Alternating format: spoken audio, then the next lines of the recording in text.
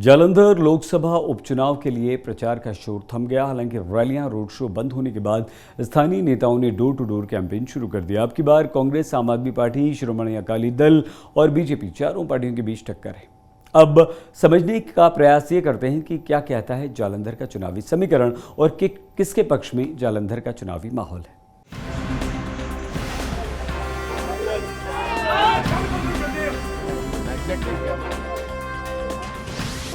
जालंधर में थम गया चुनावी शोर। आखिरी वक्त तक पार्टियों ने लगाया जोर। आम आदमी पार्टी की होगी अग्नि परीक्षा। क्या कांग्रेस बचा पाएगी अपना सियासी किला? जालंधर लोकसभा उपचुनाव के लिए प्रचार का शोर थम गया है। अब 10 मई को वोटिंग होगी और 13 मई को जालंधर की चुनावी जंग के नतीजे सबके सामने होंगे। चुनाव प्रचार के आखिरी दिनों में सभी पार्टियों ने अपनी पूरी ताकत झोंकी। बड़े बड़े नेता जालंधर की गलियों में खाक छानते नजर आए। रोड शो और रैलियों के जरिए जीत के लिए हर दांव आजमाए गए। आम आदमी पार्टी के कन्वीनर अरविंद केजरीवाल ने 2 दिन तक जालंधर में डेरा जमाए रखा। सीएम भगवंत मान के साथ रोड शो किए और लोगों से मुलाकात की। रविवार रात भी केजरीवाल और सीएम भगवंत मान ने जालंधर लोकसभा क्षेत्र के शाहकोट से आदमपुर तक रोड शो किया। आप उम्मीदवार सुशील कुमार रिंकू के लिए धुआंधार प्रचार किया। भगवंत मान भी गली गली वोटरों से मुलाकात करते रहे। अपनी उपलब्धियां गिनाने के साथ विरोधियों पर हमले करते रहे। उन्होंने जो फिलहाल किए वो अपने आप आ रहे हैं, वो ये दसन जा रहे हैं कि ਅਸੀਂ ਤੁਹਾਡੇ ਤੇ ਯਕੀਨ ਕਰਦੇ ਹਾਂ ਕਿ ਤੁਹਾਨੂੰ ਅਸੀਂ ਹੋਰ ਵੀ ਮਜ਼ਬੂਤ ਕਰਾਂਗੇ। ਨੈਸ਼ਨਲ ਪਾਰਟੀ ਸਾਡੀ ਬਣ ਗਈ। ਨੈਸ਼ਨਲ ਪਾਰਟੀ ਬਣਨ ਤੋਂ ਬਾਅਦ ਇਹ ਪਹਿਲੀ ਇਲੈਕਸ਼ਨ ਹੈ ਸਾਡੀ। ਇਸ ਕਰਕੇ ਸਾਡਾ ਪੰਜਾਬ ਦੀ ਵਿਧਾਨ ਸਭਾ ਦੇ ਵਿੱਚ 92 ਐਮਐਲਏ ਨੇ, ਦਿੱਲੀ ਦੀ ਵਿਧਾਨ ਸਭਾ 'ਚ 63 ਐਮਐਲਏ ਨੇ, गुजरात की विधानसभा 5 एमएलए, गोवा की विधानसभा 2 एमएलए, राज्यसभा 7 एमपी ने। सभी लोकसभा है जी खाली है, वो 13 मई को उत्थे भी लोकसभा के हिस्सा पाऊगा और जालंधर वाले का नाम निश्चित। पूर्व सीएम प्रकाश सिंह बादल के निधन की वजह से शिरोमणि अकाली दल के उम्मीदवार डॉक्टर सुखविंदर सुक्की के लिए प्रचार थोड़ा धीमा रहा। लेकिन आखिरी दिन पार्टी अध्यक्ष सुखवीर बादल प्रचार के लिए आए और आम आदमी पार्टी पर हमलावर नजर आए। शिरोमणि अकाली दल प्रकाश सिंह बादल के निधन के बाद सहानुभूति के नाम पर भी वोट बटोरने में जुटी है। मैं बहुजन समाज पार्टी के श्रोमणी अकाली दल के दोनों वर्कर बेनती करता है, दिन रात मेहनत करिए ते तुसी श्रोमणी अकाली दल के उम्मीदवार डॉक्टर सुखी जी नूं तुसी मैंबर पार्लीमेंट बना दिओ। जेड़ी सीट खाली होगी बंगा दी सीट, क्योंकि जो एमपी बन गए उत्थे श्रोमणी अकाली दल के वर्कर मगर लग के बहुजन समाज पार्टी के उम्मीदवार नूं जिताउणगे। उत्ते जालंधर लोकसभा सीट आजादी के बाद से अब तक चुनावों में 14 बार कांग्रेस, 2 बार अकाली दल और 2 बार जनता दल के खाते में गई है। पिछले बार चुनाव में कांग्रेस पार्टी के प्रत्याशी लगातार यहां से जीत हासिल करने में सफल रहे हैं। मतलब ये कांग्रेस की परंपरागत सीट है। इसके बावजूद केंद्रीय नेतृत्व से कोई नेता जालंधर में प्रचार करता नजर नहीं आया। हालांकि कांग्रेस के लिए ग्रामीण इलाकों में पूर्व सीएम चरणजीत सिंह चन्नी, शहरी इलाकों में नवजोत सिंह सिद्धू ने ताबड़तोड़ प्रचार किया। अपनी चुनावी रैलियों में सिद्धू काफी आक्रामक नजर आए। सीएम भगवंत मान और आप सुप्रीमो अरविंद केजरीवाल को झूठा और उनकी गारंटियों को हवा हवाई बताते रहे। ਜਿਹੜੇ ਲੋਕ ਪੰਜਾਬ ਨੂੰ ਬਦਨਾਮ ਕਰਨ ਦੀ ਕੋਸ਼ਿਸ਼ ਕਰਦੇ ਆ, ਭੰਡਣ ਦੀ ਕੋਸ਼ਿਸ਼ ਕਰਦੇ ਆ, ਪੰਜਾਬ ਦੇ ਹਾਲਾਤ ਵਿਗਾੜਨ ਦੀ ਕੋਸ਼ਿਸ਼ ਕਰਦੇ ਆ, ਉਹਨਾਂ ਨੂੰ ਮੈਂ ਕਹਿਣਾ ਚਾਹੁੰਦਾ ਸਾਡੇ ਗੁਰੂ ਨੇ ਇੱਕੋ ਗੱਲ ਕਹੀ, ਮਾਨਸ ਦੀ ਜਾਤ ਸਭਾ ਇੱਕ ਹੈ ਪਹਿਚਾਨ ਬੋਲੋ। ਅੰਬੇਡਕਰ ਸਾਹਿਬ ਨੇ ਲਿਖ ਕੇ ਦਿੱਤਾ कॉन्स्टिट्यूशन कि ਅਸੀਂ पक्षपात नहीं करेंगे। तो दरबार साहब की बात बोल रही है, 4 वर्णों में दरबार साहब खुला है। अव्वल अल्लाह नूर पाया, कुदरत दे सब बंदे एक नूर के सब को क्या कौन पढ़े को बंदे।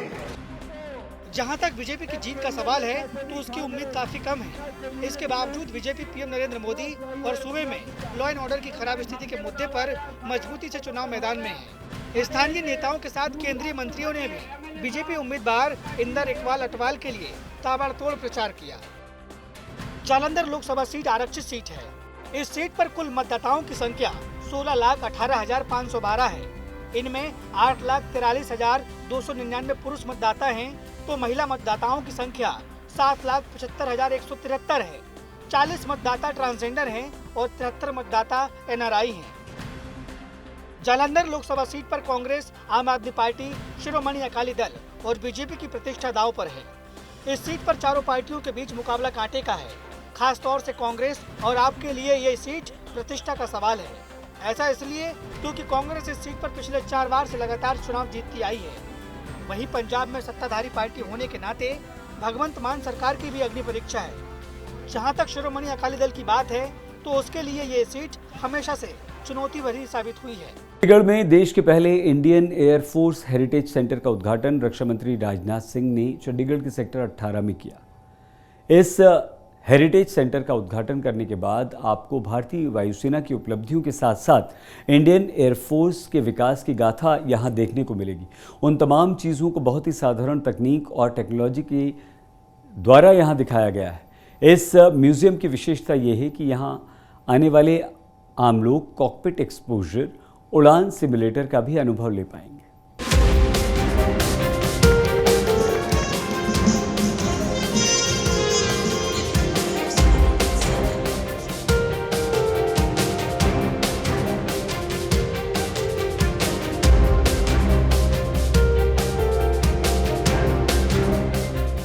यहाँ फाइटर प्लेन भी हैं,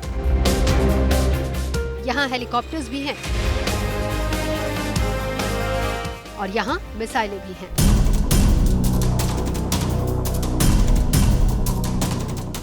ये कोई डिफेंस एक्सपो नहीं है, बल्कि ये देश का पहला इंडियन एयरफोर्स हेरिटेज सेंटर है, जो कि चंडीगढ़ के सेक्टर 18 में मौजूद है। और आज रक्षा मंत्री राजनाथ सिंह ने भारतीय वायुसेना के इस पहले हेरिटेज म्यूजियम का उद्घाटन धूमधाम के साथ किया।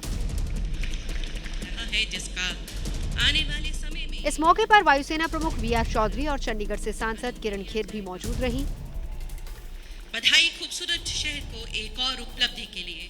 हम आशा करते हैं कि भारतीय वायुसेना हेरिटेज सेंटर शहर के नागरिकों व पर्यटकों के लिए जानकारी से भरपूर आकर्षक पर्यटन स्थल के रूप में ख्याति अर्जित करेगा।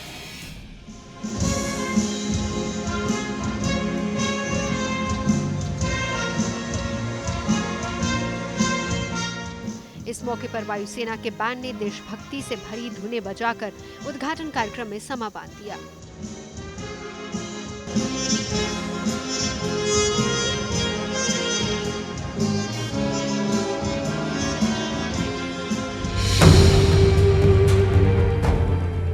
सत्रह 17,000 वर्ग फुट क्षेत्र में फैले इस म्यूजियम में वायुसेना के गौरवशाली इतिहास और उसकी उपलब्धियों को शानदार और हाईटेक तरीके से पेश किया गया है।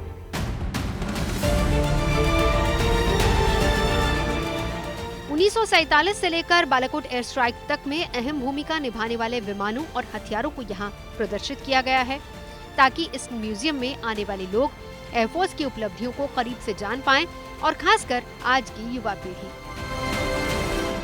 इसका अपना एक बहुत बड़ा इतिहास है, किस तरह से भारतीय वायुसेना ने देश की रक्षा की और अपना एक इतिहास कायम किया। इसी हेरिटेज सेंटर के बिल्कुल दाहिनी ओर अगर आप देखें तो एक MiG-21 जो लड़ाकू विमान है उसे प्रदर्शित किया गया है। इस लड़ाकू विमान का भारत की रक्षा में बहुत बड़ा योगदान है, चाहे वो 1965 का भारत पाक युद्ध हो या 1971 का भारत पाक युद्ध हो। इस लड़ाकू विमान ने बहुत महत्वपूर्ण भूमिका निभाई है। सिंगल सीटर ये विमान है और ये 2070 किलोमीटर प्रति घंटा की रफ्तार से उड़ान भर सकता है। इसी तरह से कई लड़ाकू विमान इस हेरिटेज सेंटर में प्रदर्शित किए गए हैं और इसके अलावा युद्ध से जुड़ी हुई कई सामग्रियां इस हेरिटेज सेंटर में स्थापित की गई हैं, ताकि भारतीय युवा, भारतीय नागरिक यहां पर आएं, न केवल भारतीय वायुसेना के पराक्रम और उसके इतिहास को जानें, बल्कि युवाओं को भारतीय वायुसेना में भर्ती होने के लिए भी प्रेरित करें। उद्घाटन के बाद खुद रक्षा मंत्री राजनाथ सिंह ने म्यूजियम को देखा। इस दौरान एयरफोर्स के अधिकारियों ने उन्हें म्यूजियम की खासियत से रूबरू भी करवाया। भारतीय वायुसेना अपनी आवश्यकताओं के अनुसार अनुसंधानित एवं निर्मित उपकरणों को अपने बेड़े में शामिल कर रही है। इतना ही नहीं, इस मौके पर वायुसेना प्रमुख वी.आर. चौधरी ने भी एयरफोर्स हेरिटेज सेंटर के शुरू होने पर खुशी जाहिर की।